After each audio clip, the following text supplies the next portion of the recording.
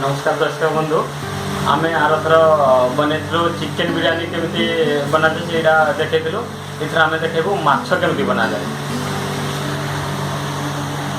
आम 1 किलो माछ आम नीचु 3टा पियाज 2टा टमाटो 2 चामच अदा रसुण पेस्ट 1.5 चामच सोरिष बटना आउ 2टा कंचा लंका आउ अच्छी 2 चामच हलदी गुंडा 1 चामच जीरा 1 चामच धनिया पाउडर 1 चामच लंका गुंड आवश्यक अनुसार लुण आ सोरिष तेल।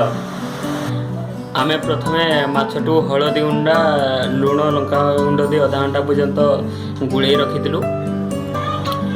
तापरे गैस ऑन करी तावा गरम करवा। तावा गरम होला परे देखवा तेल ढालिवा। तेल ढाली माछ भजा जीव।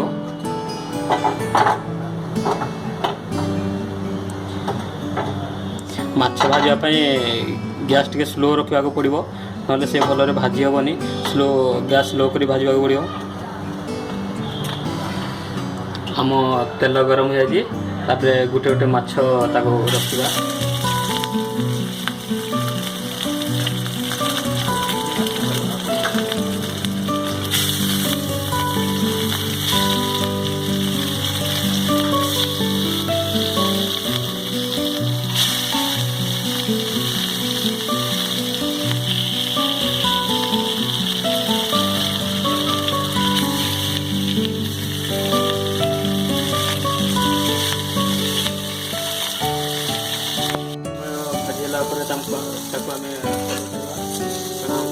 दीपट लाल करा पड़े माछ को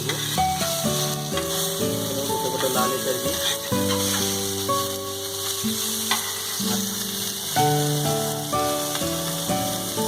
हो भाजी सारापर आम ओल्ल रखा। मसला प्रस्तुत आम कड़े गरम करवा।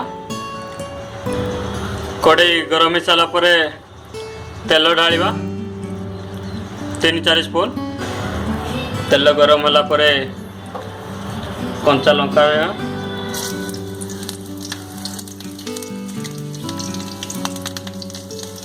तापरे जीरा तापरे कटा होता प्याज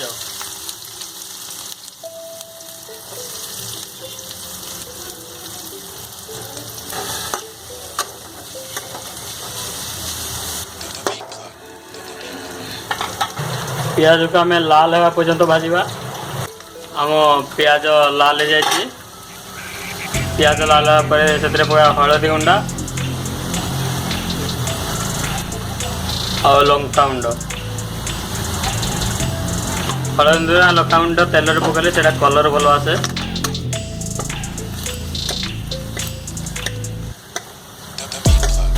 तापरे आम पकेवा अदा रसुण पेस्ट और सोरिष बटना।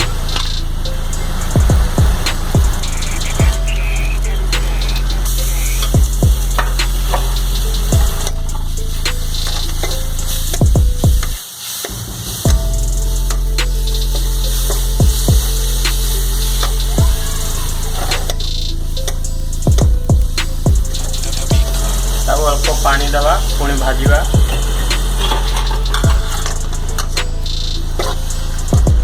किसी समय भाजिला परे पुणी टमाटो दवा।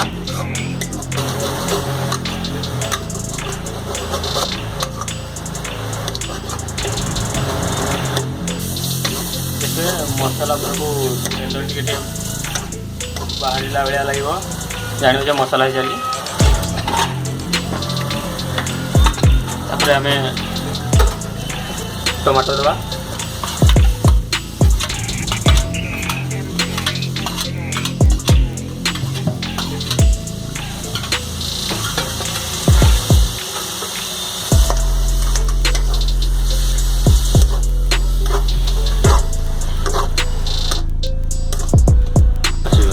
टमाटो आम दवा धनिया पाउडर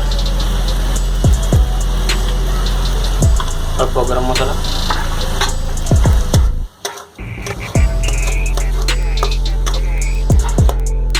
तापर आम लुण पकेवा।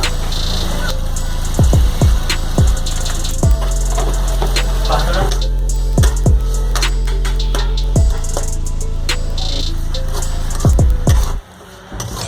ମସଲା ହେଇଗଲାଣି।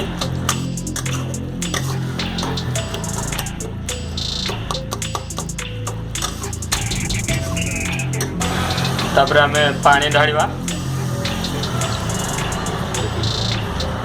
ଯେତିକି ଝୋଳ କରିବା କଥା ସେ ଅନୁସାରେ ପାଣି ଢାଳିବା। ତାପରେ ମାଛ ପକାଇ 7-8 ମିନିଟ୍ ଫୁଟାଇବା।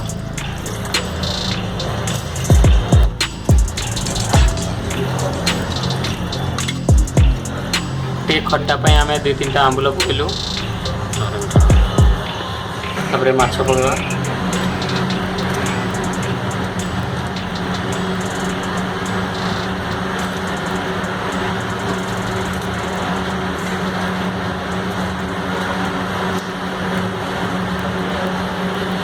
ମାଛ ପକାଇ ତାକୁ 7-8 ମିନିଟ୍ ଫୁଟାଇବା।